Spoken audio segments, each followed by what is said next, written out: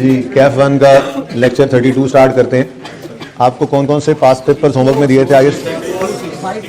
2 white limited और 6 marvellous.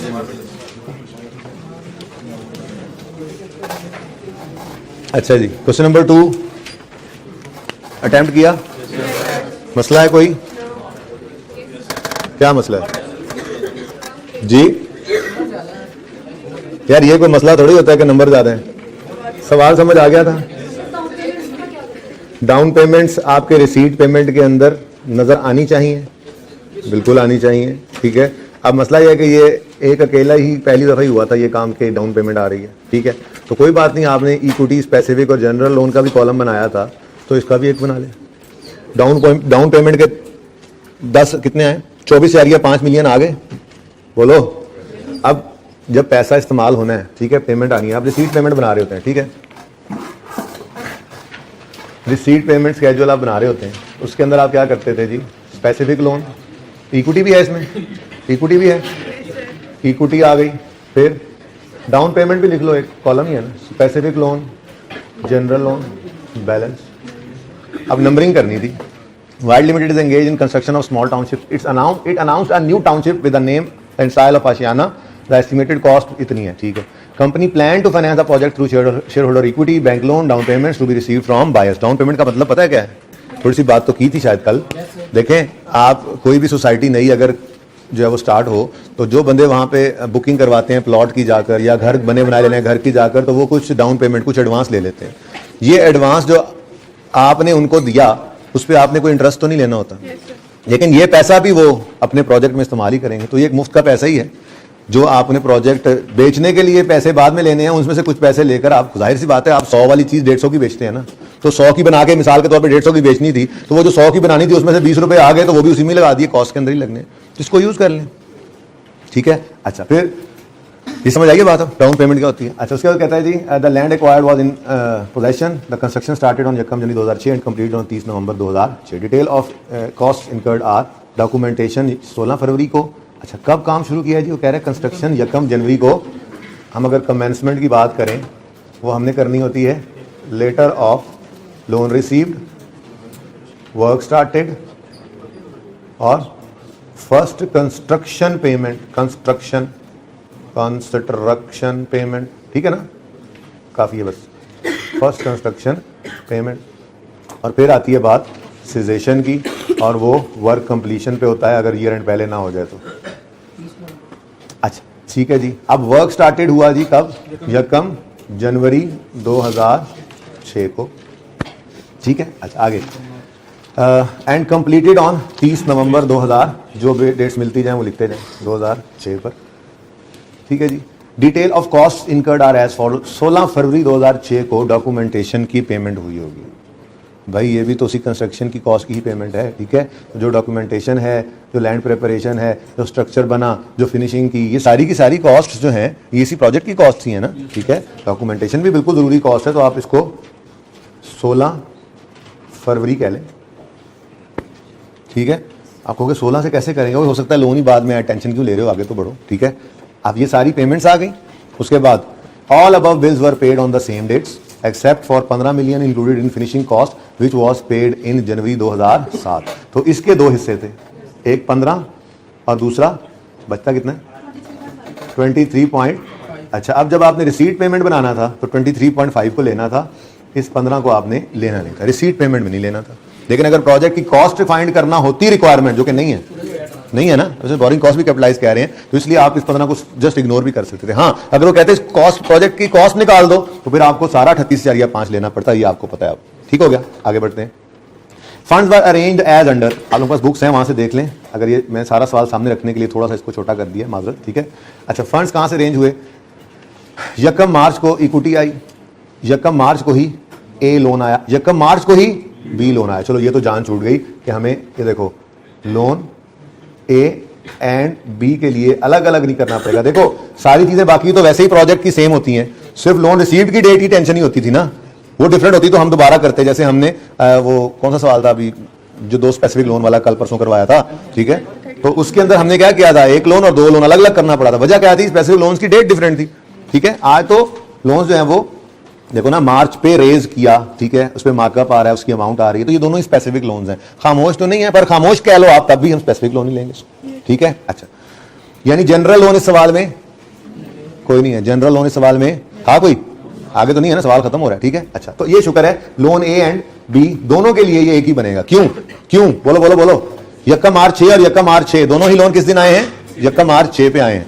बाकी चीजें तो वैसे ही सेम होती हैं भाई, वर्क तो प्रोजेक्ट पे स्टार्ट होने की एक ही डेट है, फर्स्ट पेमेंट ऑफ कंस्ट्रक्शन एक ही डेट होनी है, वर्क कंप्लीशन की एक ही डेट होनी है। फर्क सिर्फ पढ़ ही कहां सकता था? आप अपने उस सवाल को देख लो, पास पेपर 1 था गालिबन, इमरान लिमिटेड गालिबन, ठीक है ना, उसके अंदर यही तो था, सिर्फ डेट में फर्क आया था लोन रिसीव होने की, ठीक है। लेकिन यहां पे टेंशन ही खत्म होगी। जब कम मार्च 2000 तो लो फरवरी की टेंशन मुक गई आपकी कमेंसमेंट होगी यकम मार्च लेटर से, और सजेशन होगी 30 नवंबर पे। कितने मंथ्स बनते हैं? 9 मंथ्स, ठीक है जी। यहां तक को मसला।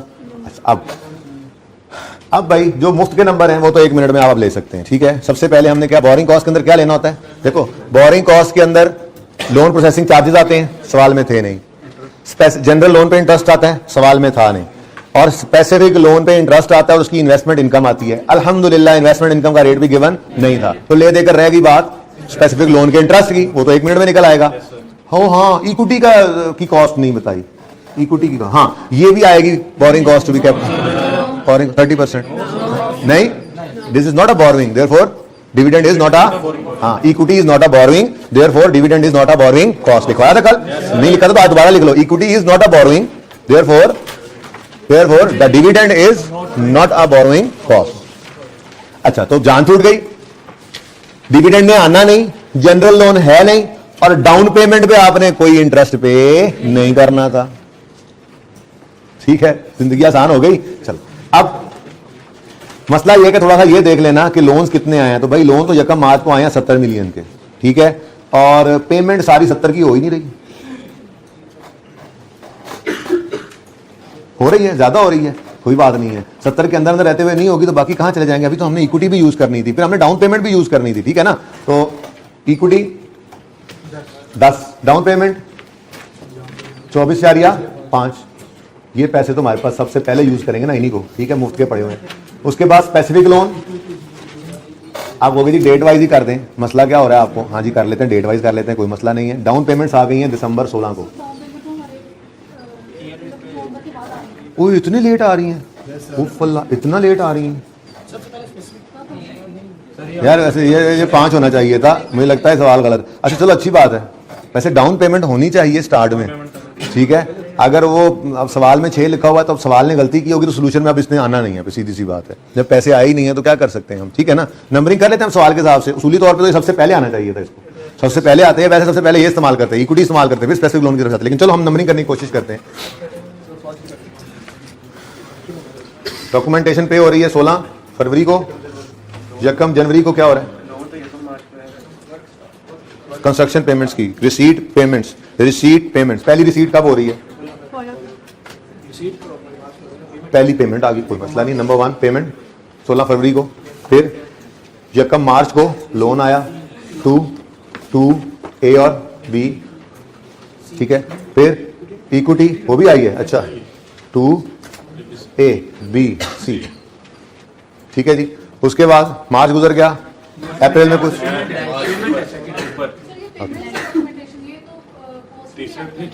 क्या यार, ये 16 मार्च है ना, अच्छा मैंने कहा जी बेटा 1 मिनट, मैं आपकी बात बाद में बताता। 3 नेक्स्ट मार्च के बाद अप्रैल कुछ है, मई में कुछ है, 4 हो गया, मई में और कुछ है, 5 हो गया, फिनिशिंग। लेकिन इसके अंदर आपको पता है 15 नहीं 23.5 क्या रह गया? रिसीट है बिल्कुल 16 दिसंबर 6, अरे अजीब से 16 दिसंबर 2006, 5 और 5, तो इसको ए कर लो, इसको बी कर लो, या जो मर्जी कर लो। हाँ जी, डॉक्यूमेंटेशन का सवाल आ रहा है। ये सारी पेमेंट्स हैं? जी सारी पेमेंट्स हैं। तो बेटा रिसीट पेमेंट में भी तो इन्हीं को ही लेते हैं, और किसको लेते हैं? लेकिन कॉस्ट रिक्वायर्ड नहीं है ना कैलकुलेट करना। अगर हम प्रोजेक्ट की कॉस्ट कैलकुलेट करें तो हम क्या करेंगे? हम कहेंगे जी लैंड 180, वो तो वहीं से आ गया, फिर ये सारी डायरेक्टली एट्रीब्यूटेबल कॉस्ट ही तो हैं। पर मसला ये था कि सवाल की रिक्वायरमेंट छोटी सी है। सवाल इतना फैलाने के बाद अगर हम रिक्वायरमेंट पे जाकर देखें तो वो है interest cost to be, borrowing cost to be capitalized, और वो हमारे पास यहाँ पे सामने आ रही है चार्जर लगा लूं, वजह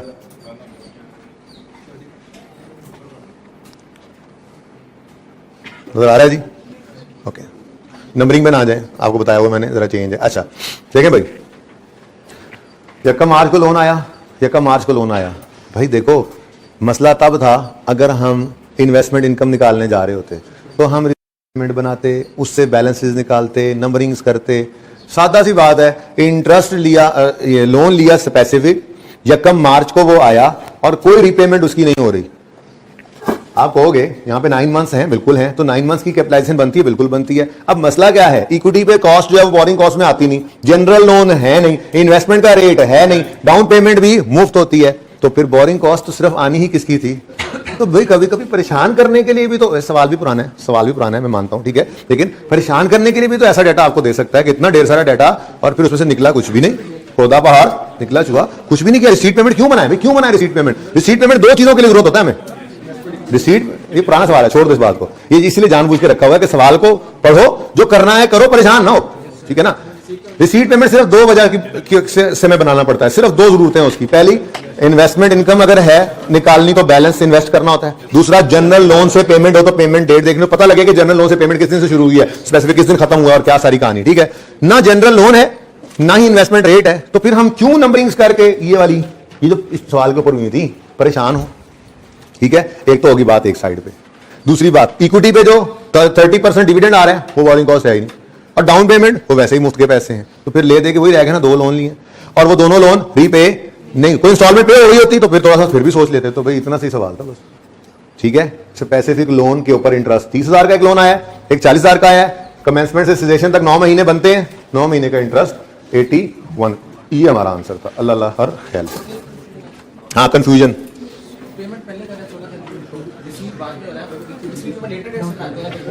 बेटा, रिसीट पेमेंट बना रहे हैं, अगर बनवाता हो तो वो फिर कोई चीज बता देता, कोई जनरल लोन दे देता, फिर कोई जनरल लोन दे देता या इक्विटी को पहले ले आता। मेरे ख्याल में सवाल के अंदर मिस्टेक क्या है, सवाल के अंदर मिस्टेक ये है कि ये 16 दिसंबर 2005 है, लेकिन चूंकि इसका कोई सवाल के अंदर यूज नहीं है, अब इतना पुराना सवाल है कि आईकेएफ की वेबसाइट पे भी नहीं मिल रहा, ठीक है, मिल नहीं सकता कि मैं वहां से देख लूं, तो इसलिए चूंकि इसका यूज कोई नहीं था, वैसे ही डाउन पेमेंट था, तो आप इससे कंफ्यूज ना हो। मसला तब आता जब रिसीट पेमेंट बनाना पड़ता, फिर मैं और आप बहस करते, फिर सवाल को भी बदलता।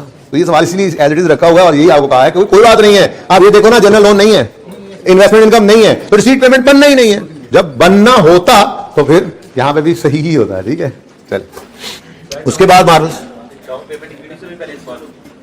बेटा दोनों को जैसे मर्जी कर लो, वैसे असूली तौर पे डाउन पेमेंट को सबसे पहले इस्तेमाल कर लेना चाहिए, मेरा ये मानना है, ठीक है ना। लेकिन इस पे कोई ऐसे स्पेसिफिक प्रेफरेंस वही है जो आपको बताई हुई, equity, specific loan, general loan. Down payment आ गई है तो भाई वो भी हमारे पैसे हैं, मालकों वाले भी अपने ही हैं, कोई मसला नहीं, जो मर्जी पहले कर लो, दोनों फ्री ऑफ कॉस्ट है। डाउन पेमेंट बिल्कुल ही फ्री ऑफ कॉस्ट है, इक्विटी पे तो फिर चलो डिविडेंड देना पड़ सकता है। उसके बाद कौन सा जी, मार्वलस, इसमें क्या था? इसमें तो कुछ भी नहीं था।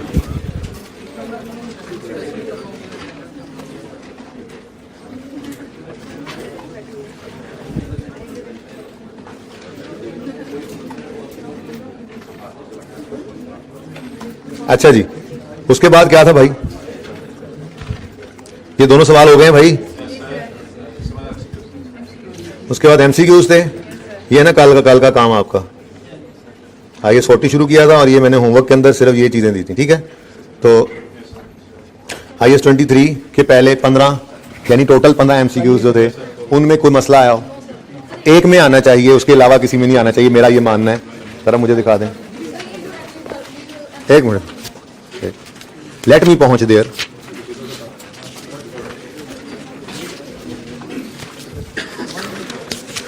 पंद्रह एमसीक्यूज सब बच्चों ने किए, हाथ खड़ा करें। 15 के 15 एमसीक्यूज, जिन्होंने नहीं किए वो अगली बार करेंगे, बोलो इंशाअल्लाह।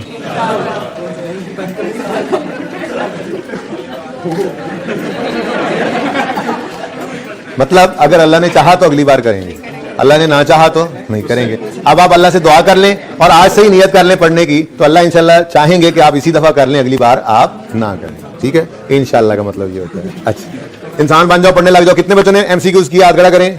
15 के 15 किए, अच्छा हो गए, कॉन्फिडेंट हुए थोड़ा। मेरे ख्याल में एक में मसला होना चाहिए था, पहले मैं वो डिस्कस कर लूं, फिर बाकियों की बात करता हूं। असल में ना एक स्टैंडर्ड है ना, बात लिखी हुई है कि कैपिटलाइजेशन कब सस्पेंड करो, हमने बड़ा स्पेसिफिक रखा हुआ है बात को, जिस दिन काम मुकम्मल हो। अब न्यूमेरिकली ये काफी है, ठीक है, लेकिन थ्योरेटिकली ना एक कॉन्सेप्ट ये आ जाता है कि स्टैंडर्ड ने कुछ इस तरह की बात लिखी हुई है कि जी सस्पेंड कर देना, बोरिंग कॉस्ट को कैपिटलाइज करना रोक देना जब सब्सटेंशियली सारे काम पूरे हो जाएं। सब्सटेंशियली का मतलब ये है कि जी बिल्डिंग सारी बन गई है, पेंट पूरा हो गया, बस एवं ना जी, बस तो हम लोग 2-4 बल्ब लगने रहते हैं या कोई चलो जी थोड़ी ऐसे सफाई सुथराई रहती है, क्या रहती है जी, सफाई सुथराई हो, लोग आएंगे, कोई 5-10 दिन लगाएंगे, 15 दिन लगाएंगे, वो उसको साफ सुथरा करके, और जाहिर है आपको पता है कंस्ट्रक्शन से कितना गंदसन पड़ा होता है, सब कुछ रेडी करेंगे और चीज़ों को रेडी करने के बाद हम यूज़ करना शुरू कर देंगे बिल्डिंग। तो स्टैंडर्ड ने कुछ इस तरह के बात लिखे हैं कि अगर सब्सटेंशियली सारा काम पूरा हो जाए तो बोरिंग कॉस्ट को अप्लाई करना रोक दो, बोरिंग कॉस्ट को अप्लाई करना रोक दो, ठीक है। अच्छा 14 capitalization of borrowing cost should be suspended when substantially all the activities necessary to prepare qualifying asset for its intended use or sale are complete, ठीक है, यानी कि तकरीबन सारे काम अगर यूज करने के लिए बना रहे हैं क्वालिफाइंग एसेट या सेल करने के लिए बना रहे हैं, तो जो उसकी इंटेंशन है यूज करना या सेल करना, उसके मुताबिक जब वो हो गया है सब्सटेंशियली, मतलब तकरीबन ऑलमोस्ट अबव 90% काम ही हो गया, ठीक है, बस मैंने कहा छोटे मोटे काम रह गए, ऐसे सफाई सुथराई रह गई है, तो क्या कर दो, रोक दो। एक तो ये ऑप्शन है, बाकी पढ़ लेते हैं। कहते हैं during a temporary delay which is necessary part of process of getting an acid ready for it's intended use. आगे लिख लो इसके, ये क्या है, रूटीन सस्पेंशन। क्या है ये, रूटीन सस्पेंशन। तो रूटीन सस्पेंशन को तो हम बी में, बी क्या है, बी रूटीन सस्पेंशन है। तो भाई रूटीन सस्पेंशन में तो हम बोरिंग कॉस्ट को रोकते ही नहीं है, ऐसा ही है, तो इसलिए ये तो नहीं हो सकता, बी ऑप्शन। नेक्स्ट है during extended period in which active development of qualifying asset is interrupted, ये नॉन रूटीन है, इसमें भी रोक देते हैं। अच्छा देखते हैं। और डी क्या है, ऑल ऑफ द अबव। अब वो ये कह रहा है कि capitalization of borrowing cost should be suspended during extended period in which active development of a qualifying asset is interrupted. अच्छा अब इन दोनों के अंदर एक और भी होना चाहिए था वैसे, बोरिंग कॉस्ट वाला रोकनी कब है, ये तो सस्पेंड कर रहा है, एक और भी है,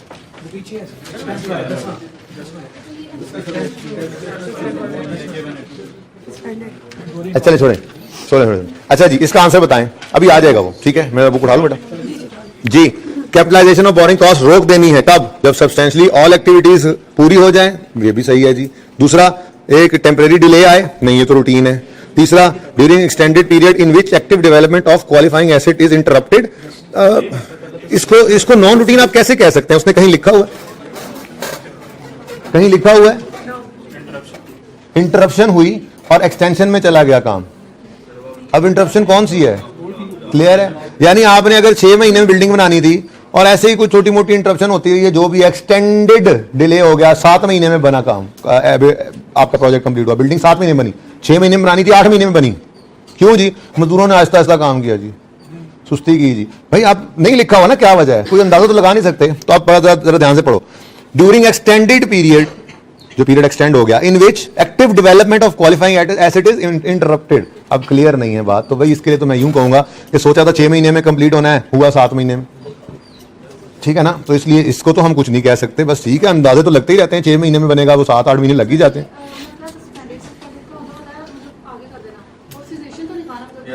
ये आगे बात ठीक है, लेकिन सस्पेंड करना मतलब रोकना ही होता है ना, ठीक है, थोड़े अरसे के लिए रोकना या पक्का रोकना बात तो एक ही है। नहीं, सिजेशन या सस्पेंशन एक ही बात है, हमने रोकना है, सस्पेंड रोकना है, सिजेशन रोकना है, तो इस पे बहस करने की जरूरत नहीं मेरे ख्याल से, वो रोकने की बात ही कर रहा है, कब रोक देंगे। मैं मुझे नहीं पता इसका आंसर क्या है, ठीक है, लेकिन मेरे ख्याल में सी नहीं बनता। कैपिटलाइजेशन ऑफ बोरिंग कॉस्ट को हम सस्पेंड क्यों करें अगर कुछ डिले आ गया तो, 6 महीने की वजह 7 में हो गया, तो बी, तो लिखा हुआ मटेरियल नहीं मिल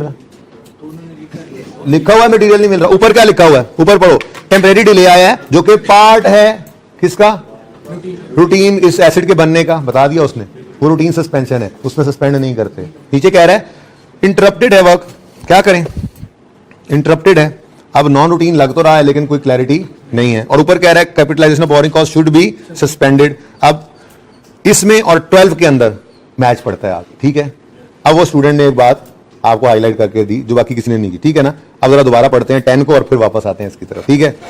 गाजी लिमिटेड, ये साथ ही है ऊपर 12, सॉरी 12, ये गाजी लिमिटेड सामने नजर आ रहा है, मैं कोई बुक एक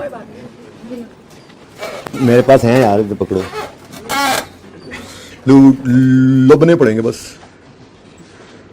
पुराने वाली बुक से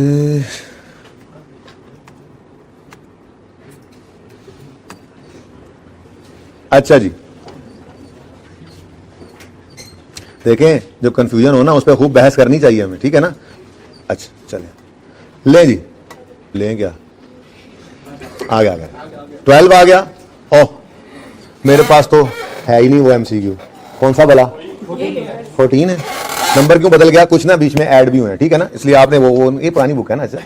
अच्छा वॉल्यूम 2 के अंदर तो एक और भी काम मैंने किया है कि जो पास पेपर में आया ना इसके अंदर तो MCQs इकट्ठे पड़े हैं ना एंड पे करके, लेकिन वहां पे मैंने ये किया कि हर चैप्टर के MCQs भी रेलेवेंट चैप्टर में डाल दिए थे, ठीक है। ये जरा जल्दी किताब देनी थी तो फटाफट दे दी थी, ठीक है ना। ओके, राजी limited is constructing an office building and is capitalizing borrowing cost according to IAS 23. The office is almost complete. The office is almost complete. The only remaining work is to install furniture. ओ भाई furniture कोई हिस्सा थोड़ी था, मतलब हाँ है office का हिस्सा वैसे तो, ठीक है, लेकिन वो फर्नीचर है, वो बिल्डिंग थोड़ी थी, ठीक है। अच्छा, is GL allowed to continue capitalization. अब यहां पे बात आती है कि सीजेशन करनी है या नहीं, ठीक है। तो भाई बहस की मैंने काफी, ठीक है, बच्चे कुछ नहीं माने, एक दो, बाकी सब मान गए, बाकी सब मान गए। अब पढ़ो जाके उस 14 को, 14 है कौन सा है, अब उसका जुमला पढ़ो। यहां पे क्या किया उसने, यहां पे उसने सीजेशन की है, क्या की है, सीजेशन की है, रोक दो। अब बात आती है भाई हाँ वाकई सस्पेंशन और सीजेशन में फर्क है। सस्पेंशन मींस टेम्परेरली आपने रोकना है और सीजेशन मीन खत्म, कहानी खत्म, ठीक है। अब दोनों में फर्क सामने आ गया, ठीक है ना। अगर सिर्फ और सिर्फ 14 पढ़ते तो हम कंफ्यूज हो रहे थे यार रोकने की बात कौन सी वाली कर रहा है, ठीक है। अब 14 पे आया, आप 14 को आप दोबारा पढ़ें, दिखा दे जरा माजरत। Which of the following statement is correct? Sorry, capitalization of borrowing cost should be suspended. और ऊपर वाले को अंडरलाइन करो। कैपिटलाइजेशन उसने सर जुमला बड़ा और तरह से लिखा हुआ है, लेकिन आप ना उस 12 के साथ जरा लिख लें साइड पे करके, वहां पे लिखें सीजेशन और 14 के साथ लिखें सस्पेंशन, ठीक है। 12 के साथ लिखें सीजेशन, जरा जुमला डिफरेंट है ना। अच्छा तो होता वो यूं कहता गाजी लिमिटेड ने काम तकरीबन पूरा कर लिया है, और अगली बात वो यूं लिखता कि capitalization of borrowing cost should be ceased या स्टॉप्ड, ताकि हम ये बात ज्यादा क्लियरली से। 12 के साथ आपने क्या लिखा, सीजेशन, और 14 के साथ क्या लिखा, सस्पेंशन, ठीक है। अब सीजेशन कब कर देनी है, जब ऑलमोस्ट सारे काम कंप्लीट हो जाए। लेकिन सस्पेंशन की बात कर रहे हैं when substantially all activities necessary to prepare asset for intended use और सेल आर कंप्लीट। ये सस्पेंड नहीं करते, यहां पे सीज कर देते। तो इसके आगे ब्रैकेट में लिखें, लिख लिया भाई आपने, लिखा हो ना, यहां पे नहीं लिखा हुआ, मैंने कहा लिखा हुआ है जी। कौन सा बेटा, अभी तो 12 और 14 कर रहा हूं, 10 पे पहुंचते हैं। अच्छा एक मिनट, हल तराशा क्या मतलब होता है इसका, भाई पहले जरा ये क्लियर कर लें दोनों, ठीक है। हाँ 14 के साथ क्या लिखा हमने, ए में सीजेशन, इसलिए ये ए नहीं है। बी में कहता है रूटीन सस्पेंशन है, इसमें तो वैसे ही नहीं रोकते। सी में वो कह रहा है during extended period in which active development of a qualifying asset is interrupted. तो भाई बच्चे सही कह रहे थे, बेचारे जिद कर रहे थे, मैंने कहा रुको रुको, नहीं नहीं रुको रुको, जिद कर रहा था मैं, ठीक है। क्या भाई देखो, इंटरप्शन इज नॉट पार्ट। अच्छा ऊपर वाला पॉइंट ना होता फिर भी बंदा कंफ्यूज होता, लेकिन ऊपर कह तो रहा है प्रोडक्शन पार्ट का हिस्सा था, कंस्ट्रक्शन के प्रोसेस का हिस्सा था, डिले भाई वो तो ऊपर आ गया। इंटरप्शन, और वो कौन सा इंटरप्शन है, temporary delay in which process active development is interrupted, development ही रुक गई है उसकी, ठीक है। तो ये नॉन रूटीन है, इसके अंदर हमें सस्पेंड करना पड़ता है, ठीक है। तो भाई 12 और 14 पहले देख लो, फिर 10 पे जाते हैं। 12 और 14 में क्या फर्क आया, है तो फजूल सी बहस, लेकिन बाद में आप परेशान होते हैं, ठीक है। 12 और 14 में क्या फर्क आया, 12 में उसने कहा था कब सीज कर दें, हमने कहा जब तकरीबन सारे काम पूरे हो जाए। 14 में उसने कहा कब सस्पेंड करना है, और पहले पॉइंट में उसने सीजेशन वाली बात ही डाल दी, उससे कंफ्यूज नहीं होना। वो कह रहा है सीज करने की बात पॉइंट ए के अंदर, ए नहीं है, बी वैसे रूटीन है, तो सी क्या है, नॉन रूटीन, और आप इसको टिक कर लो, यही हमारा सोल्यूशन होगा, ठीक है। अब आते हैं 10 पे। When activities to prepare an asset for its sale or use are suspended, अब देखो ये सस्पेंशन है, उन दोनों को बहस में इसीलिए लेकर आया ताकि फर्क पता लग जाए, ठीक है। अब एक है सीजेशन, दूसरी है सस्पेंशन, ठीक है ना। अच्छा अब 10वां बोलो, when activities to prepare an asset, किधर गया, for its use and sale are suspended, borrowing cost must be। अब मसला क्या है, मसला यह है कि सस्पेंशन के बारे में उसने बताया नहीं है कि रूटीन है या नॉन रूटीन है। जरा पढ़ लो, when activities to prepare an asset for its sale or use are suspended.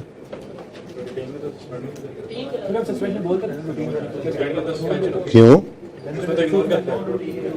Interruption तो नहीं, ये तो खत्म हो गया काम से। इसीलिए मैंने कहा ये तीनों एमसीक्यू डिस्कस कर लेने चाहिए, अपने अपने अंदाजे नहीं लगाने, ठीक है। सस्पेंशन के बारे में अगर कभी सवाल खामोश हो तो उसे आप नॉन रूटीन अज्यूम करना, ठीक है, लिख लो इसको। और बी है, 10वें का बी है, 12वें का तो मैंने याद ही नहीं क्या बताया था, 12वें का आपने रोकनी है, वो जो भी बनता है, ठीक है, आपने रोक देनी है। जिस दिन सब्सटेंशियली सारे काम पूरे हो जाए तो आपने कैपिटलाइजेशन को रोक देना है, वो जो सा ऑप्शन बनता है लिख लो। और 14 के अंदर सी है, ठीक है, तो सही है, बताएगा उसमें क्या है 1 में। Which two of the following, which two of the statement below regarding IAS 23 are correct? ये वाला, borrowing cost must be capitalized if they are directly attributable to qualifying asset. Borrowing cost should cease to be capitalized once related asset is substantially complete. दोनों ही ठीक है। substantially complete अभी तो समझा के आया हूँ गाजी में ये तो समझा के आया हूँ। substantially complete अगर लिख दे तो समझो तकरीबन कंप्लीट हो ही गया, फिर ऐसे छोटे मोटे काम ही रहेगा। उसने कहा फर्नीचर फिट करना रहता है, मैंने कहा सफाई करनी रहती है, ये बात है बस, ठीक है। See, borrowing cost must be capitalized if they are directly attributable to, नहीं, सारे नॉन करंट एसेट्स की तो नहीं, अगर आप बना बनाया खरीद लें जाके तो फिर आप उसको तो बोरिंग कॉस्ट नहीं दिखाते थे, तो सी नहीं है। Borrowing cost may be capitalized if they are directly attributable to, नहीं मे से कोई नहीं, अगर directly attributable to qualifying asset हो तो मस्ट, भाई पॉइंट डी पढ़ा आपने, वो कहता है borrowing cost may be capitalized if they relate directly to qualifying asset. क्या कोई ऑप्शन है?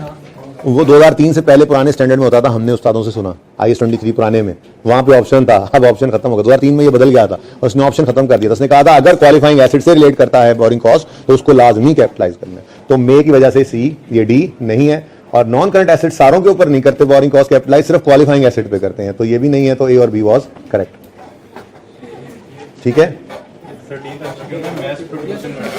हाँ, मैस प्रोड्यूस इन्वेंट्री जो होती है ना बेटा, देखो मैंने आपको जिस दिन क्वालिफाइंग एसेट की एग्जांपल डेफिनेशन लिखवाई थी, तो अगर पहला लेक्चर ओपन करना मुझे जरा हेल्प मिल जाएगी, मुझे रटा भूला हुआ है। मैंने कुछ ऐसे बात लिखवाई थी, qualifying asset is an asset which takes substantial period of time, ठीक है, to get ready for its use. तो उसकी मैंने एग्जांपल 1 लिखी थी पीपीई बिल्डिंग, एग्जांपल 2 मैंने लिखी थी इंटेंजिबल अकाउंटिंग सॉफ्टवेयर, और एग्जांपल 3 मैंने लिखी थी इन्वेंट्री और लिखा था जहाज, एरोप्लेन, हवाई जहाज।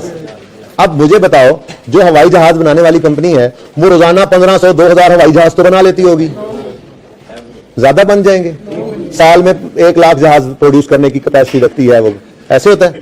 तो हवाई जहाज is not a sort of inventory which can be mass produced, जो कि बल्क में ऐसे आपका प्लांट चल रहा है और धड़ाधड़ प्रोडक्ट्स निकल रही है, क्या निकल रहा है, हवाई जहाज निकल रहे हैं, खड़क खड़क खड़क खड़क खड़क, नहीं। तो वो इन्वेंट्री जो मैस में प्रोड्यूस हो सकती है, क्या मतलब, आपका प्लांट लगा हुआ है और वो टॉफियां बना रहा है, वो टॉफियां निकले आ रही हैं फटाफट, वो मैस प्रोड्यूस हो रही है इन्वेंट्री, तो वो तो भाई क्वालिफाइंग एसेट हो ही नहीं सकता। क्वालिफाइंग एसेट की तो शर्त ही यही है कि वो अच्छा खासा अरसा ले बनने में। तो अगर इन्वेंट्री ने क्वालिफाइंग एसेट बनना है तो जरूरी है कि हवाई जहाज हो। क्या मतलब, वो ऐसी चीज हो जो 3, 4, 5 महीने लेती हो बनने के लिए, सही है। कौन सा एमसीक्यू कह रहे हो आप? मैंने मैथ्स के लफ्ज से कोई मसला हुआ मुझे, तो इस वजह से मैंने कहा Which of the following is not a qualifying asset? Mass produce inventory, बताओ, mass produce inventory qualifying asset हो सकती है? mass में प्रोड्यूस हो जाने वाली इन्वेंट्री कोई अच्छा खासा आसान नहीं लेती बनने में, वो तो बस फौरन बनती चली जा रही है, ठीक है ना, तो सही है। Manufacturing plants, yes they can be a qualifying asset अगर इंस्टॉल होने में 3-4 महीने लग जाए। मेड टू ऑर्डर इन्वेंट्री हो सकती है, अब इसमें उसने क्लियर नहीं ना किया, तो मेड टू ऑर्डर इन्वेंट्री तो आप कहते हैं मुझे बहरी जहाज बना दो, मैंने जो है ना वो आज पे इस दफा जो है ना समुद्री रास्ते से जाना है, अपना हवाई जहाज बहरी जहाज बना के मैं जाऊंगा, तो भाई मेड टू ऑर्डर इन्वेंट्री तो वो कुछ भी हो सकता है, वो 3, 4, 5, 6, 8, 10 महीने भी ले सकती है, साल भी लग सकता है। मैस प्रोड्यूस तो नहीं है ना, तो मैस प्रोड्यूस तो सामने नजर आ रहा है कि भाई वो तो कतई नहीं हो सकती क्वालिफाइंग एसेट। और last is investment property. Investment property बना भी तो सकते हैं, जरूरी नहीं है कि आपने बेचनी है। हमने अभी आज कल ही तो शुरू किया है, तो मैंने इंशाल्लाह वो आपको अभी पढ़ाना है, ठीक है। अंडर कंस्ट्रक्शन भी होगी इन्वेस्टमेंट प्रॉपर्टी, तो देखेंगे, ट्रांसफर आज पढ़ते हैं, ठीक है, ओके। तो बहरहाल इन्वेस्टमेंट प्रॉपर्टी जो है उसको अगर आप बना रहे हैं और बना के आपने किराए पे बेचना है, तो उसकी कॉस्ट के अंदर इंटरेस्ट की कॉस्ट ऐड करनी है। अगर इन्वेस्टमेंट प्रॉपर्टी भी बनने में अच्छा खासा अरसा ले तो वो भी क्वालिफाइंग एसेट है भाई, ठीक है। तो वो जो आपने पहले दिन एग्जांपल्स लिखी थी ना, उन एग्जांपल्स में आप जाके चौथी चीज लिख सकते हैं, इन्वेस्टमेंट प्रॉपर्टी। बोरिंग वो क्वालिफाइंग एसिड की डेफिनेशन मैंने लिखवाई थी ना, तब मैंने IS 40 पढ़ाया नहीं हुआ था। वैसे तो भी मैंने इंटेंजिबल भी नहीं पढ़ाया, लेकिन थोड़ी बहुत बात आप सुनते चले आ रहे होते हैं शुरू दिन से इंटेंजिबल की, ठीक है ना, थोड़ी बहुत। तो हमने लेक्चर 123 के लेक्चर 1 में डेफिनेशन लिखी थी क्वालिफाइंग एसिड की। लेक्चर नंबर 1 ऑफ IS 23 में मैंने कहा ये लिखी थी। 24 कहां से आ गया? स्टैंडर्ड की बात, स्टैंडर्ड वो पहले लेक्चर की डेफिनेशन पे सब पहुंचे हुए हैं। डेफिनेशन थी qualifying asset is an asset which takes substantial period of time for its use, ठीक है। अब एग्जांपल में लिखा हुआ है PPE, इंटेंजिबल, इन्वेंट्री, और चौथी चीज लिखो इन्वेस्टमेंट प्रॉपर्टी। इन्वेस्टमेंट प्रॉपर्टी लिख के ब्रैकेट में लिख लो plaza given on rent. Plaza बनते हुए तो टाइम लगता है ना, अगर हमने बनाया तो आप लिख लो शॉपिंग मॉल या प्लाजा, कुछ भी आपने रेंटल पर्पज के लिए कोई चीज भी रखी हुई है भाई, तो वो इन्वेस्टमेंट प्रॉपर्टी है। लेकिन अगर उसको और यार ये क्वालिफाइंग एसिड बिल्डिंग भी बन के तो PPE भी बन जाती है ना। बिल्डिंग बनते क्वालिफाइंग एसिड भी बन गई तो PPE, सॉफ्टवेयर बनते क्वालिफाइंग एसिड था बन गया तो इंटेंजिबल, इन्वेंट्री जो मैस प्रोड्यूस नहीं है बनते क्वालिफाइंग, यानी कि उस अरसे में इंटरेस्ट को ऐड करना है ना, जब बन जाए तो उसको भेज देना जहां का वो था। ऐसे ही इन्वेस्टमेंट प्रॉपर्टी अगर खुद बना रहे हैं, प्लाजा खुद बना रहे हैं, किस लिए बना रहे हैं जी? हमने जी रेंटल पे देना है इसको। इन्वेस्टमेंट प्रॉपर्टी बना रहे हो ना, इन्वेस्टमेंट प्रॉपर्टी बना भी सकते हो, ठीक है। तो अगर आप इन्वेस्टमेंट प्रॉपर्टी खुद बना रहे हो, जगह खाली पड़ी, चलो यार यहाँ पे ना 3-4 मंजिला एक प्लाजा बना देते हैं, उसको किराए पे चढ़ा देंगे, ठीक है। मकसद क्या है? बिजनेस के यूज के लिए नहीं है। मकसद ये नहीं वेले पड़े, जगह वेली पड़ी थी, पैसे वेले पड़े, चलो लगा दो। तो इन्वेस्टमेंट प्रॉपर्टी बन रही है तो बनते क्वालिफाइंग एसेट है, उतने अरसे को अगर लोन से फाइनेंस किया तो इंटरेस्ट को ऐड कर दो उसकी इन्वेस्टमेंट प्रॉपर्टी। वो जो कल आपने एंट्री की investment property debit cash credit, उसमें फिर मटेरियल लेबर ओवरहेड के साथ बोरिंग कॉस्ट भी ऐड हो जाएगी, ठीक है। मैं क्लास के बाद समझ लेना mass produce inventory. Mass produce का मतलब है जो बल्क में प्रोड्यूस हो जाती है, बहुत ज्यादा अमाउंट, तो वो कोई महीने तो नहीं लेती। जब बल्क में प्रोड्यूस होने वाली चीज महीने तो नहीं ना ले सकती यार। वो महीने अगर कोई चीज 2-3 महीने में एक यूनिट बनता है तो फिर साल में 3-4 ही बनाओगे ना, वो मैस प्रोड्यूस तो नहीं होता। मैस प्रोड्यूस क्या है? आप रोजाना 10,000 यूनिट्स बना रहे हैं जी, 10,000 बल्ब बना रहा है ये प्लांट फिलिप्स का रोजाना, अब ये मैस प्रोड्यूस इन्वेंट्री है। अच्छा जी, बस वो अब कल करेंगे, मुझे अब नया काम कराने दो वरना बोर हो रहा हूं। 36 में बहुत मसला आया, 1-2 के अलावा तो ही मसला आना चाहिए। कितने बच्चों ने IS 36 के पहले 15 MCQs किए? अच्छा ऐसा करो, मैंने MCQs IAS 23 के कर लिए डिस्कस सारे, ठीक है, ऑल डिस्कस हो गए। और होमवर्क के अंदर MCQs IAS 36 के 1 से 30 कर लो। 46 हैं गालिब, वो जितने भी हैं वो अगली दफा कर लेंगे बात, ठीक है। अच्छा जी, एक सवाल है हमारे सामने। ये सवाल मैंने लास्ट टाइम टेस्ट में दिया था, सांप लिमिट, लेकिन इस दफा मैंने सोचा आपकी है असेसमेंट, तो ये छोटे मोटे सवालों से तो आपको मजा नहीं आना, तो ये ना क्लास में ही करा देता हूं, टेस्ट के लिए कोई नवा लभेंगे। नजर आ रहा है सबको? सवाल नजर आ रहा है सबको? ये अब हैंडआउट में मिलेगा माजरत, ठीक है, क्योंकि ये टेस्ट का सवाल है। ओके, लास्ट टाइम टेस्ट में मैंने ये दिया था।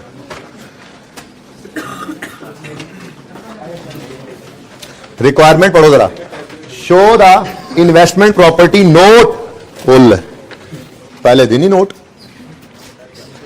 Show the investment property note. मैं थ्योरी शेरी को नहीं पढ़ा रहा, सारी थ्योरी पढ़ रहे हैं लेकिन हम, ठीक है। तो एक बार ये सारी चीजें सिखा लूंगा ना, उसके बाद थ्योरी पे जाएंगे तो वो सब चीजें बस ऐसे कि हाँ ये वही चीज है, टिक कर लो, पढ़ा लाइन को पढ़ा, हाँ ये तो किया था हमने, टिक करते, वो ऐसे करके हम थ्योरी पढ़ेंगे, ठीक है। सवाल पढ़ते हैं। Saanp limited is in construction industry. It constructs buildings for resale, for leasing and for private use. Leasing जिंदगी में याद रख लेना, अभी कभी सवाल में वो दे देना, इसको रेंट ही कहना है आपने, ठीक है, रेंटल। इसलिए टेस्ट के अंदर ऐसे लिखा था कि ये बता सकूं कि बच्चे के अंदर आएगा, लिख ही देता है फॉर लीजिंग। तो लीज मतलब क्या? किराए पे।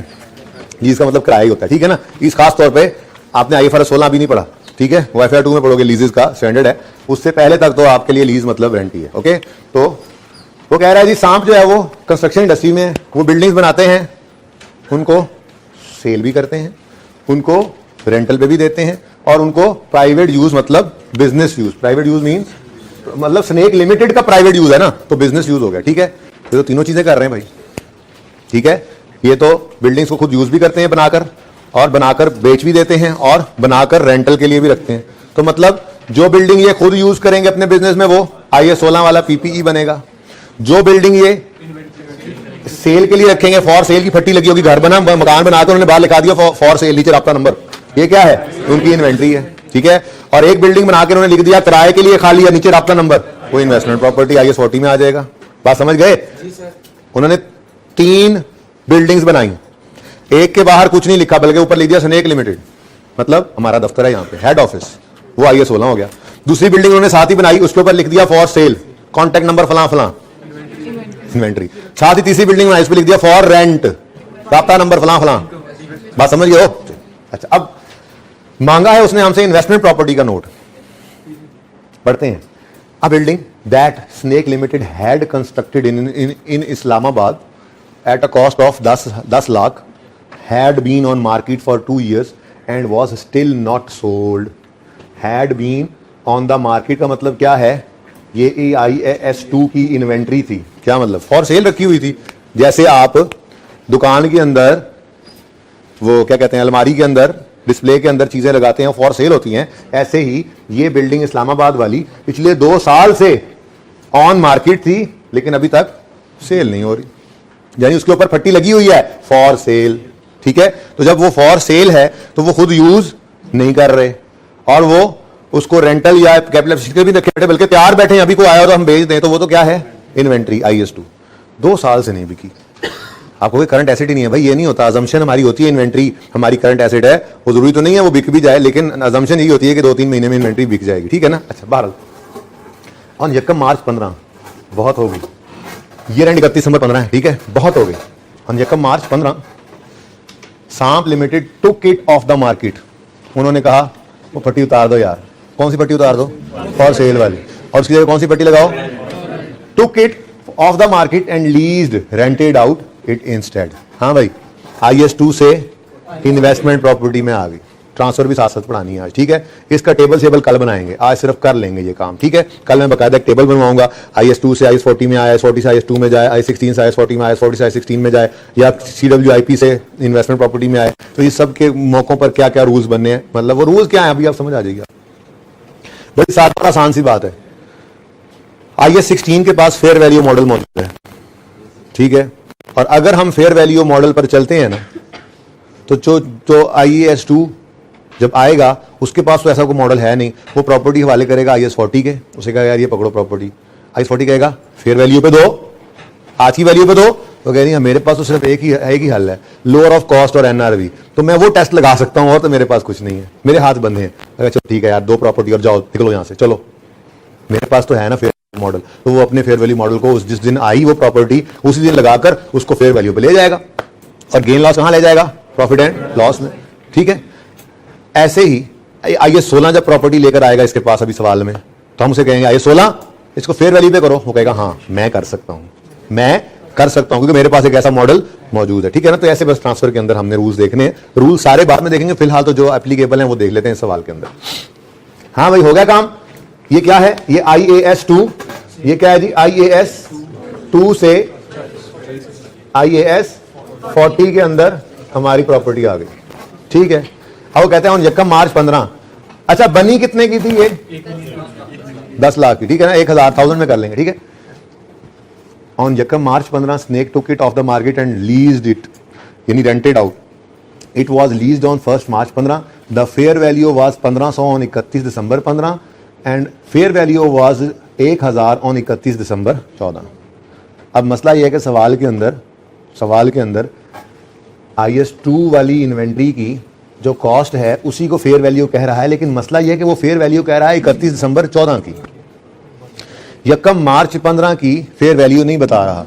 तो भाई ऐसी सूरत में ना हमें अज्यूम करना पड़ा करेगा कि यार 2 महीने में कितनी को वैल्यू बदल जाती है, प्रॉपर्टी है ना, तो जो 31 दिसंबर 14 पे फेयर वैल्यू थी, अगर सवाल खामोश है तो 1-8 महीने का फर्क ही है ना, तो 1-2 महीने का फर्क जो है उसको फिर हम जो है वो कंसिडर नहीं करेंगे। हम यही कहेंगे यार जो 31 दिसंबर 14 की फेयर वैल्यू थी वही यकम जनवरी 15 की फेयर वैल्यू। ठीक है, तो वो फेयर वैल्यू पर हम लाकर इसमें ले आएंगे, IS 40 में ले आएंगे, और उससे ऑनवर्ड्स फिर हम देखेंगे ईयर एंड पे जाएंगे तो अगर कॉस्ट मॉडल है तो डेप्रिशिएट कर लेंगे, अगर फेयर वैल्यू मॉडल है तो ईयर एंड की फेयर वैल्यू पर ले जाएंगे, क्या बनाकर? लेजर बनाकर। क्या बनाकर? काम वही है जो कल किया है, सिर्फ सवाल जरा बड़ा बड़ा लग रहा है, परेशान हो रहे हैं आप। देख रहे हैं बहरहाल वन बाय वन। ओके जी, सबसे आसान की तरफ से फिर जाते हैं। चलो खैर तरतीब से चलते हैं। Fair value of a building in Balochistan. अब एक बिल्डिंग हमारी पूरे पाकिस्तान में चार सूबे 4 बिल्डिंग है, ठीक है, टेंशन ना लो, ठीक है। बल्कि नहीं, इसमें KPK वाली नहीं है, बल्कि उसमें इस्लामाबाद में है, फिर सवाल लंबा हो रहा था। अच्छा, on 30 September 15 sorry the fair value of building in Balochistan has never been determinable and this building was complete on जकम January 12 at a cost of 50 lakh.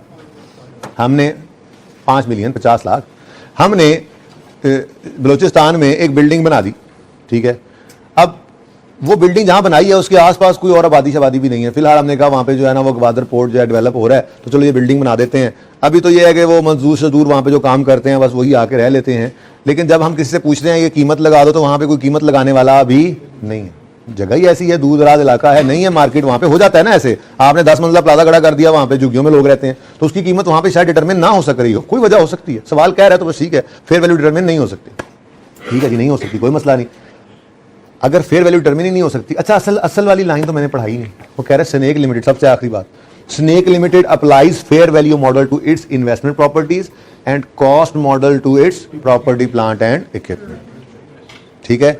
तो प्रॉपर्टी प्लांट इक्विपमेंट पे कॉस्ट मॉडल लगाता है, इन्वेस्टमेंट प्रॉपर्टी पे fair value model लगाता है। अब बलोचिस्तान वाली बिल्डिंग रेंट पे है, किस पे है?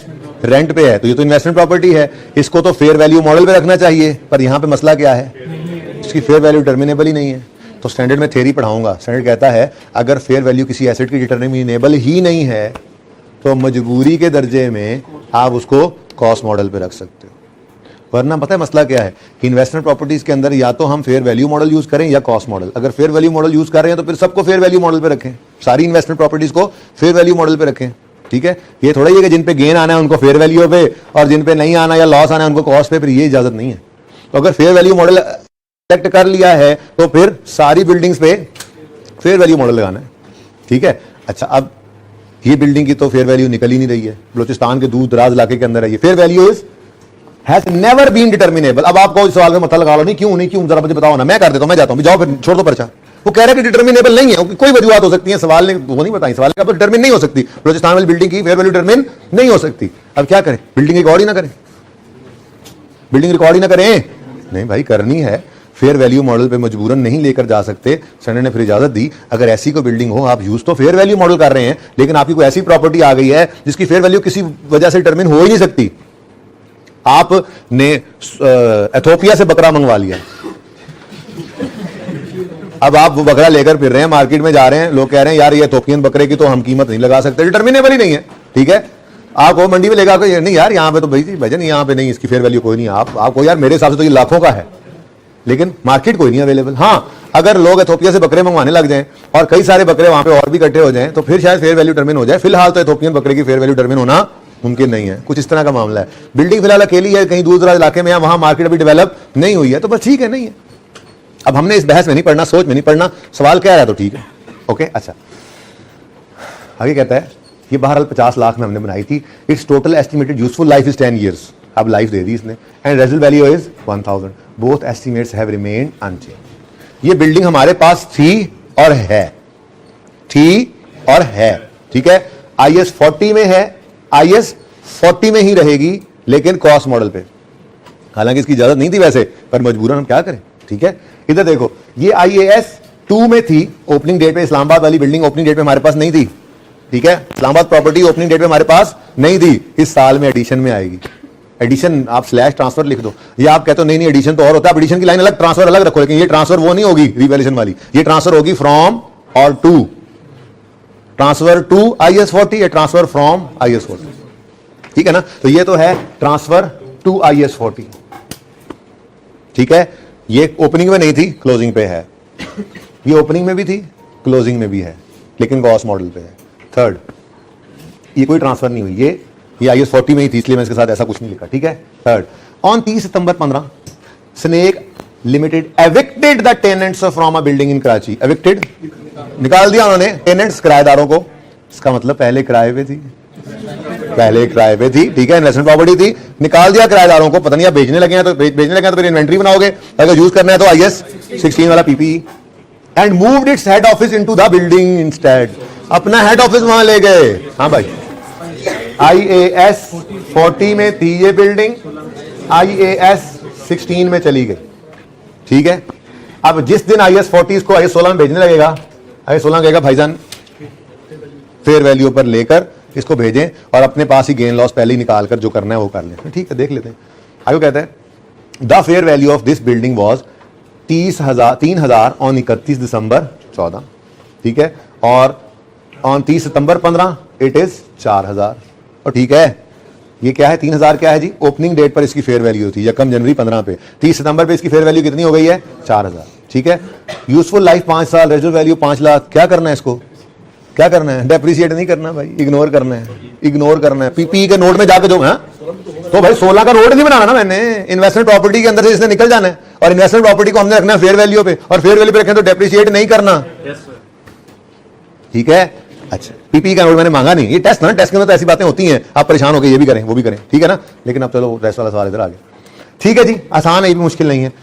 On 30 September 15 snake limited leased out the old head office building in Lahore. अच्छा लगता है हम लाहौर से कराची शिफ्ट कर गए हैं ना हेड ऑफिस अपना, वहां की जो बिल्डिंग थी हमारी उसको हमने हेड ऑफिस बना लिया और लाहौर वाले हेड ऑफिस को खाली करके किराए पे दे दिया। देखो on 30 September 15 snake limited leased out head office, old head office building in Lahore. The original cost was इतने। अच्छा देखो, old head office building, old head office IAS 16 में पड़ी थी लाहौर बिल्डिंग, और ठीक है, अच्छा ठीक है जी, आगे वो सारी डिटेल्स गिवन है, जब इस पे आएंगे तो तब देख लेंगे। ठीक है, rentals earned from investment properties टोटल्ड 2,000। इसका क्या करें, ना तो ये एसेट अकाउंट के अंदर आ सकता है ना अक्यूमुलेटेड डेप्रिसिएशन में, इसको क्या करना है, बस सिंपल इसको सब नोट्स के अंदर लिख लेना है एज इट इज। अभी डिस्क्लोजर पढ़ाऊंगा ना, IAS 16 का भी पढ़ाऊंगा इंशाल्लाह, तो नोट बनाना सीखा होगा। ठीक है ना, वो भी पढ़ेंगे ये भी पढ़ेंगे, तो ये उसके अंदर लिखा होगा। रेंटल दे दिए आपको, पर्चे के अंदर इन्वेस्टमेंट प्रॉपर्टी का नोट आया और नीचे रेंटल की लाइन आ रही है। भाई रेंटल ने कहा एसेट अकाउंट में तो नहीं आता, अगर कॉस्ट मॉडिफाइड अकोमोडेशन के अंदर तो नहीं आता, तो फिर ये क्या करें भाई, इसको सब नोट के अंदर लिख दें।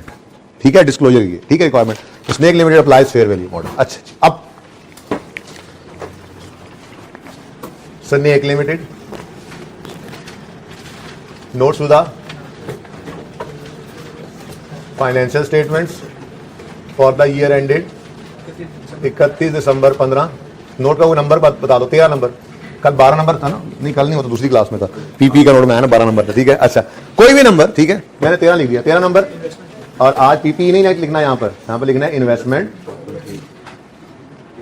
देखो बैलेंस शीट इस तरह से बन रही है, balance sheet non current assets PPE, उसका नोट बनाना सीखा हुआ है।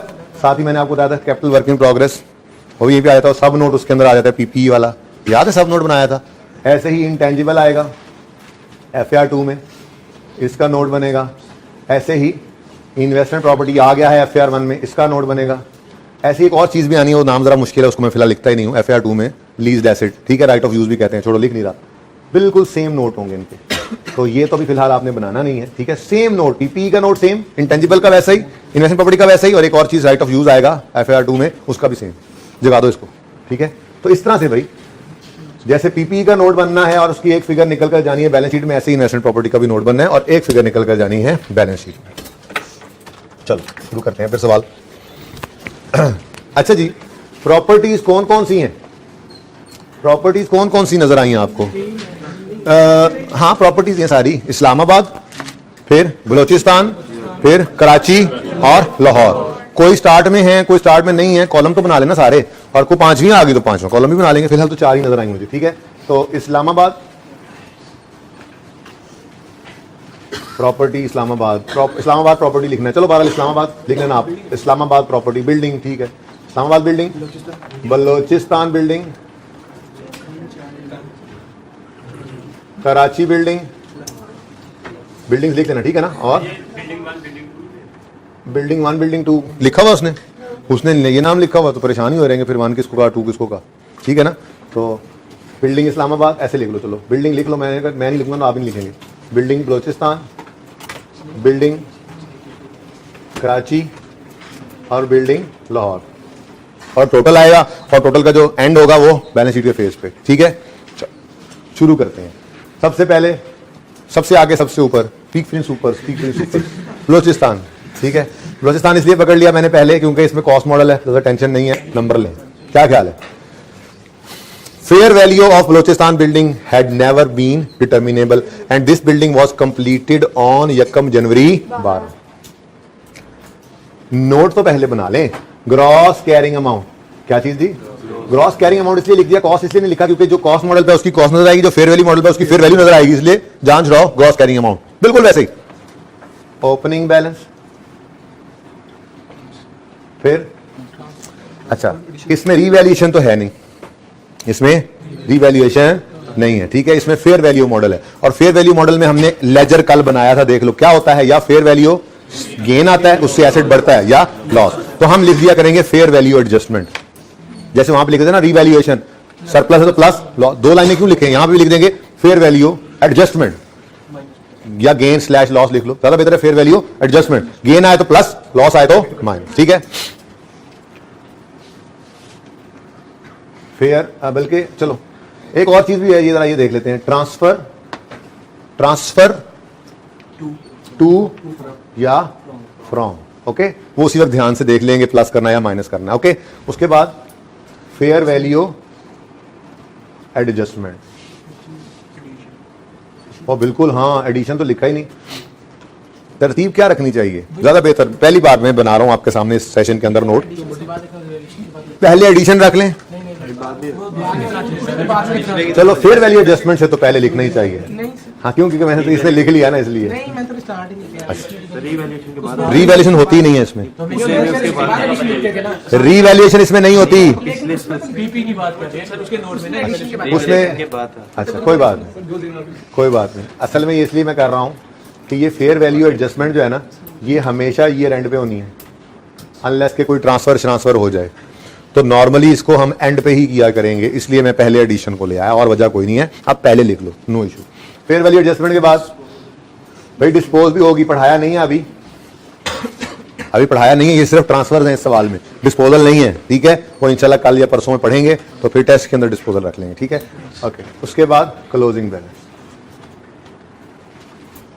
टेस्ट वाली धमकी लगा दी मैंने आप, ठीक है, अब तो आदत सी होगी। आप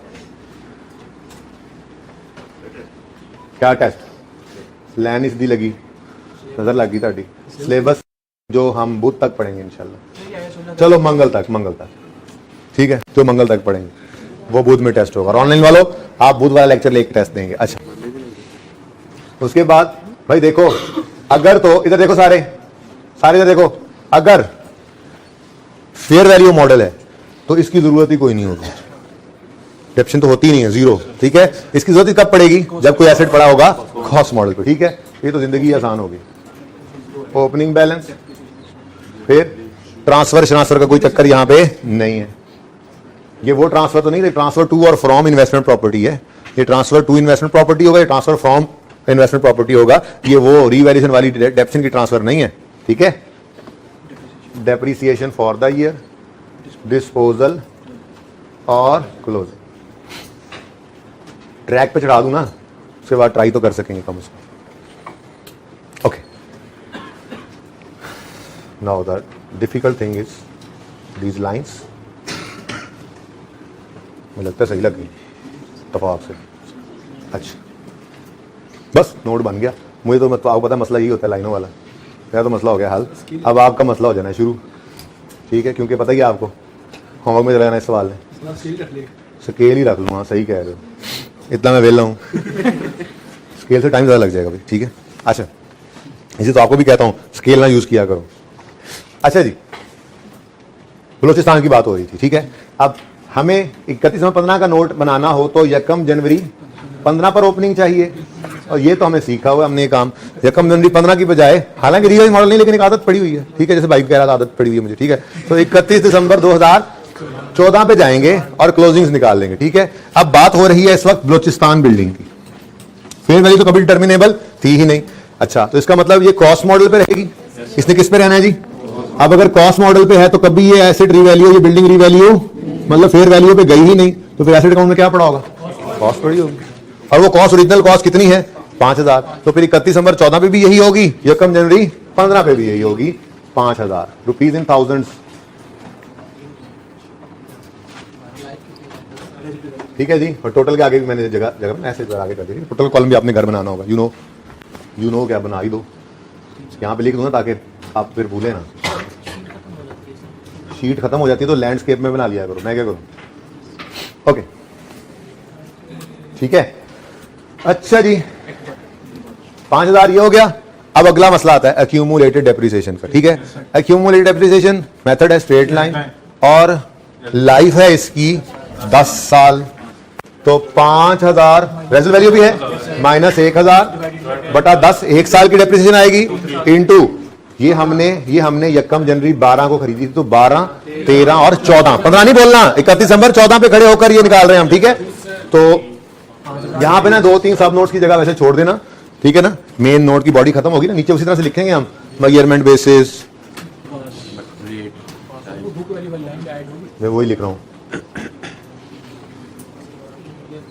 उसके बाद मेजरमेंट बेसिस, डेप्रिसिएशन मेथड और रेट या लाइफ, उसी तरह से सब कुछ वैसे ही है। ठीक है ना। इसके बाद मैंने कहा को 5-6 लाइनें छोड़ देना, हो सकता है को सब नोट कल लिखवा दूं, वैसे तो एक ही बनना है, एक ही है लेकिन चलो ठीक है ना।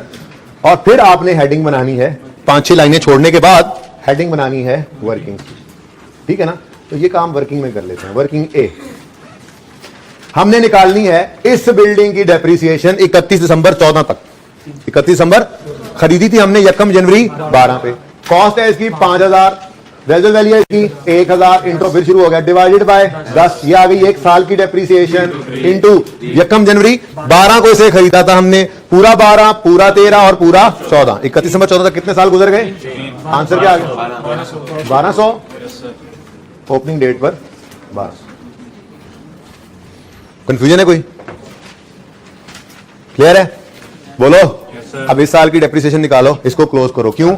ना तो इसमें कुछ ट्रांसफर टू फ्रॉम हुआ, ना इसमें कोई एडिशन है, इसकी फेयर वैल्यू एडजस्टमेंट हो ही नहीं सकती। क्यों? कॉस्ट मॉडल पे है, डिस्पोजल भी इसका कोई नहीं है। ठीक है, तो ये 5000 की 5000 पे ही पड़ी है। अब डिस्पोजल तो इसमें है नहीं, सिर्फ आनी है इस साल की डेप्रिसिएशन, तो वो ऊपर हुआ तो पड़ा है, चलो फिर कर देते हैं। स्ट्रेट लाइन है ना, cost minus resale value over useful life बस इज इक्वल टू, तो डायरेक्ट भी कर सकते हो पर्चे के लिए, तो ये शॉर्टकट लग सकता था। ठीक है, तो ये देखो ये 1200 जी ए वर्किंग से आया है और डेप्रिसिएशन हमने निकाली है वर्किंग बी में कितनी? 400। ठीक है, और क्लोजिंग डिस्पोजल कोई है नहीं और क्लोजिंग है 1600। लो कर लो भाई, ये है नोट। ठीक है, अब एक फेयर वैल्यू वाला कराता हूं फिर पूरा करना। ठीक है, कल फिर देख लेंगे इसको। ओके, होमवर्क में ये सवाल होगा। ये IS 40 से IS 16 में जा रहा है, चलो देख लेते हैं इसको। ऑन 30 सितंबर 15 हमारे साल के दरमियान में snake limited evicted the tenant from a building in Karachi and moved its head office. On this day fair value was 4000 and remaining life was, इधर देखो,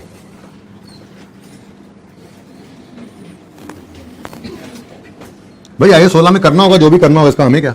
ठीक है, बस मुझे इतना पता होना चाहिए इस दिन फेयर वैल्यू कितनी थी। ठीक है, और फेयर वैल्यू इसकी पिछले साल के एंड पे कितनी थी? 3000। ठीक है ना। अब जब भी फेयर वैल्यू मॉडल हो, इन्वेस्टमेंट प्रॉपर्टी हो, तो क्या सिखाया आपको? लेजर बना लो। ठीक है, बिल्डिंग कौन सी है? कराची वाली, Karachi building fair value model पे है। इधर देखो 31 दिसंबर 14 या यकम जनवरी 15 पर भी इसकी फेयर वैल्यू ही होनी है। वो फेयर वैल्यू गिवन है सवाल में 3000। अब ठीक है, मैंने माना कि ये 31 दिसंबर पर नहीं है हमारे पास, ये 30 सितंबर पे क्या हो गई है? ट्रांसफर हो गई है। लेकिन IS 40 कहता है अगर कोई बिल्डिंग हमारे पास फेयर वैल्यू मॉडल पे है और वो कहीं और जा रही है तो हम उसको फेयर वैल्यू मॉडल पे पहले लाएंगे जिस दिन उसको ट्रांसफर करना है, और जो गेन लॉस होगा उसको प्रॉफिट एंड लॉस के अंदर रिकॉर्ड करेंगे और फिर उसको उठा के बाहर फेंक देंगे। ठीक है, तो थोड़ी देर के लिए जरा ऐसे नोट नहीं करना, बल्कि ऐसे ही करना। वर्किंग है ना, इधर देखो, मैं कहूंगा जी इधर 30 सितंबर 15, 30 सितंबर 15, मैं कहता हूं क्लोजिंग है थोड़ी देर के लिए ऐसे। ठीक है, और क्या सिखाया था? क्लोजिंग डेट पर क्या लिख लिया करो? मैं फेयर वैल्यू इसकी लिखूंगा कितनी? 4000। ठीक है, अब 1000 का क्या आ गया? गेन आ गया। Fair value gain. Balancing figure हमेशा निकालोगे, कहा था।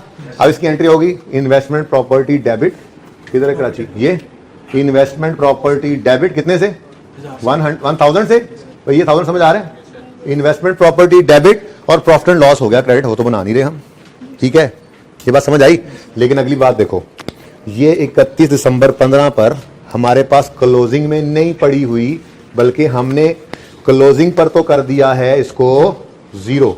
क्लोजिंग तो क्या है, जीरो। ये तो ट्रांसफर हो गई है किधर, IAS 16 में। तो यहां पे मैंने यूं लिख दिया PPE अपने लेजर में, बात समझे। तो ट्रांसफर की एंट्री पता लग गई हमें। ट्रांसफर की एंट्री क्या है, बड़ी सादा सी बात है यार। पीपीई में एक चीज चली गई इन्वेस्टमेंट प्रॉपर्टी से निकलकर, तो उसकी एंट्री क्या बनी, property plant equipment debit investment property credit, और इस दिन की फेयर वैल्यू पे ट्रांसफर किया, और इससे पहले इसको लेकर आए फेयर वैल्यू पे जो गेन लॉस था उठाकर लेके कहां पे, और सही है, बात समझते हो। अच्छा भाई, पूरा तरतीब तो ये नहीं थी, तरतीब तो ये थी पहले ओपनिंग लिखता मैं और फिर सारा कुछ, लेकिन जरा मैंने कहा चलो ये बात पहले करनी, ठीक है। मुझे बताओ 31 दिसंबर 15 या यकम जनवरी, सॉरी 31 दिसंबर 14 या यकम जनवरी 15 पे ये बिल्डिंग कितने की हमारे पास पड़ी थी, क्या देखो 3000। इसकी डेप्रिसिएशन कितनी थी, हो ही नहीं सकती, क्योंकि फेयर वैल्यू मॉडल है, ये कॉस्ट मॉडल था और ये fair value. Fair value model में तो डू नॉट डेप्रिशिएट कभी करते ही नहीं है, जीरो। अगली बात देखो, जीरो जीरो और जीरो, कभी कुछ आ ही नहीं सकता, कुछ भी नहीं होगा इधर, खाली छोड़ देना पर्चे में, फेयर वैल्यू मॉडल है, ओके। अच्छा, काम तो हो गया भाई, 3000 से बढ़ के 4000 किया। अब ये ऊपर भी हो सकता है, एडजस्टमेंट नीचे भी, आगे कोई मसला नहीं है, तरतीब से चलो। 3000 से बढ़ाकर किया 4000 और फिर 4000 को ट्रांसफर कर दिया पीपीई में। एडिशन तो कोई था नहीं, डिस्पोजल तो कोई था नहीं, यहां पे क्या बच गया, क्योंकि 4000 पर लाके इसको कहां कर दिया था हमने, ट्रांसफर आउट। आसान मुश्किल, थोड़ा सा प्रैक्टिस करनी पड़ेगी घर जाके, खत्म नहीं होगा स्टैंडर्ड, ये चल रहा है। यकम जनवरी 15 पे 3000 पर हमारी बिल्डिंग पड़ी है, क्योंकि फेयर वैल्यू मॉडल यूज कर रहे हैं, ठीक है। 30 सितंबर 15 पर मैं कहता हूं जी क्लोजिंग लिख लो, आज की फेयर वैल्यू 4000। अगर आज क्लोज कर देते तो कितना होता, 4000, तो उठाकर लेके किस पर, 4000 पे, 1000 से सरप्लस बुक किया, investment property debit, fair value gain profit and loss में क्रेडिट। अब ये कैरी डाउन में नहीं पड़ा, बल्कि इसको हमने इस दिन फेयर वैल्यू पे लाया और कर दिया ट्रांसफर पीपीई में, तो क्लोजिंग क्या हो गया, जीरो। ये मैंने इस तरह से बना दिया था, आप तरतीब से बनाए बेटा। वहां पे प्रॉपर्टी प्लांट इक्विपमेंट में, बिल्डिंग्स में, एडिशन के अंदर, जी जी, और कहां, तो पीपी का नोट नहीं ना बना रहा मैं, ठीक है। फिर वो दो सवाल होंगे अलग अलग, ठीक है। वैसे प्रैक्टिकली तो दोनों ही बना रहे होगे आप, जब आप खुद बैठे अकाउंट्स बना रहे होगे अपनी ऑर्गेनाइजेशन में, ठीक है, तब तो दोनों ही बना रहे होगे, इन्वेस्टमेंट प्रॉपर्टी का बना रहे होगे, ये भी बना रहे होगे, ठीक है। आगे बढ़ते हैं जी, आखिरी देख लेना, बस छुट्टी करें, होने वाला बंद, कोई बात नहीं, तब तक देखना जल्दी जल्दी। ये हो गया, ये अच्छा, ये कौन सा IS2 वाला, और ये क्या है IS16 से IS40 वाला, ये ज्यादा इंटरेस्टिंग है। इसकी बात सुन लो भाई, ये दोनों ही घर से करने, आप सुन लो, कल करवाऊंगा। सुनो, अब IS2 से IS40 में जब जाएगा ये, तो IS40 कहेगा देखो भाई, मैं जब किसी चीज को भेजता हूं ना कहीं, तो फेयर वैल्यू पे लाकर भेजता हूं, तुम मुझे फेयर वैल्यू पे लाकर दो चीज। उन्होंने कहा मेरे पास ऐसा कोई मॉडल ही नहीं है। कहेगा अच्छा यार, जो तुम्हारी कॉस्ट है ना, जो तुम्हारी कॉस्ट है वो मुझे दे दो। अब जिस दिन वो आएगा एडिशन में, उसी दिन उठाकर फेयर वैल्यू पर लेकर जाएगा IS40, और उस दिन fair value gain loss record करेगा, और उससे ऑनवर्ड्स फिर गेन लॉस निकलना है। लेकिन यहां पे आपको क्या बताया, मजबूरी ये थी, जो कॉस्ट थी वही इस दिन की फेयर वैल्यू भी थी। मजबूरी नहीं समझो, जान छूट गई। यानी कि जिस दिन ये आएगा 1000 पे एडिशन होगा, इधर देखो ये कौन सी बिल्डिंग है, इस्लामाबाद, ओपनिंग जीरो, 1000 पर यहां आ गई, ट्रांसफर है, एडिशन नहीं है। इंपॉर्टेंट थिंग इज, इस पूरे सवाल में कोई एडिशन नहीं था, सारे ट्रांसफर है, नया नहीं खरीदा कोई प्लाजा, या नया नहीं बनाया कोई, यूज चेंज किया, ठीक है। तो इसलिए मैंने लिखा होता ट्रांसफर टू फ्रॉम अलग और एडिशन अलग, क्लियर।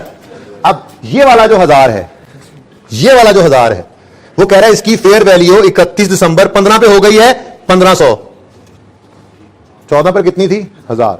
मजबूरन इसको हमने यकम मार्च की फेयर वैल्यू लिया, ये मैं आपको बता चुका हूं, ठीक है ना। 1-2 महीनों का फर्क होता है सवाल के अंदर। बहरहाल क्या करोगे, लेजर, ठीक है, ISB, वही काम। यहां पर क्या लिखोगे जी, 1000 पे, तो ओपनिंग जीरो कर दो, बेशक जीरो कर दो, नो इशू। कल एंट्री भी तो की थी, तो आज ये एंट्री कहां से आई, इन्वेंट्री से आया, बोलो। हम यहां पे लिखोगे 1000, यहां पे लिखोगे 1500, और ठीक है 500 का आएगा गेन, यहां पे कर दोगे 500, डिस्पोजल है कोई नहीं और ये आ जाएगा। डेप्रिशिएट करना नहीं है क्योंकि फेयर वैल्यू मॉडल पे है? कुछ भी नहीं करना है, समझ गए। अब सबसे मजे का और टेक्निकल कौन सा होगा, जो आपके लिए छोड़ रहा हूं, मसला कोई नहीं है, इसमें भी ऐसे ही करना है। जिस दिन ट्रांसफर करने लगोगे आइए 16 से कहोगे तुम फेयर वैल्यू पे लेकर आओ, तो रीवैल्यूएशन मॉडल वाली फेयर वैल्यू, एक लाइन खाली छोड़ के रीवैल्यूड अमाउंट लिखेंगे, सरप्लस लॉस आएगा। तो ये बात इंशाल्लाह कल कंप्लीट करेंगे। होमवर्क के अंदर आपके यही वाला सवाल है और कल ये सवाल पहले पूरा करवाऊंगा, फिर ट्रांसफर्स का पूरा टेबल बनवाऊंगा जो रूल्स हैं, और फिर थ्योरेटिकली हम इंशाल्लाह इस 40 को खत्म करके कोई मजीद प्रैक्टिस चाहिए हुई तो परसों पे जाएंगे, वरना होपफुली बल्कि परसों का दिन लग ही जाएगा, ठीक है, यानी कि 2 लेक्चर्स पे और लग ही जाएंगे, लेकिन इसके ऊपर खूब प्रैक्टिस कीजिएगा, ठीक है। ये जरा जबरदस्ती आपकी तरफ मैंने फेंका है ये, और एमसीक्यू सारे कर लें, आई 36 के कंप्लीट, आई 36 के एमसीक्यू सारे कर लीजिएगा, ठीक है जी। अल्लाह हाफिज़।